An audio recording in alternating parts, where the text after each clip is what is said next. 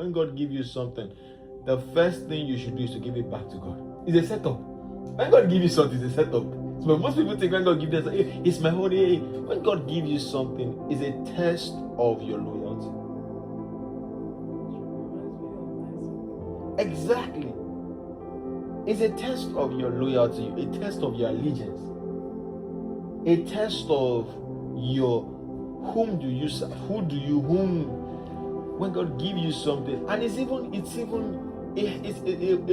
do you more good, because you see, the test of humility. So when you carry that thing and give back to God, you are saying, you are identifying that even in the greatest of your times,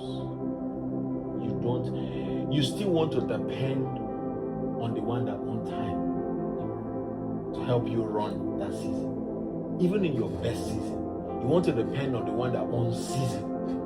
Because before the best, there's a season. Even in your best season, there's the person that owns that season, that owns season in itself. So you want to still depend on the owner of seasons, even in your best season, to teach you how to run. So when God gives you something, you submitting it back to Him. So,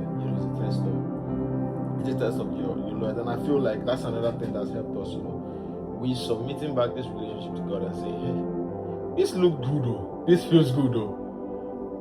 This looks like it's easy. I see that's a funny setup. It will look like it's easy. Favor will always look like it's easy. Grace and mercy will look like it's easy. But there's an open window where you will need to consecrate that. Once the open window passes, you'll be running it with your strength. It will be work. It looked like it's working, but it wasn't. It was an open window that the grace was still stretched. So that open window will make you feel like, no, they make them happen. I'm the one making it happen. No, you're still enjoying the mercy of God. Once that window starts to close, it may be too late, because then you have built a prideful system that makes you think that you're in charge. Now you will not start running it till you have finished that grace period, and everything now looks like, what? The same thing I tried is not working.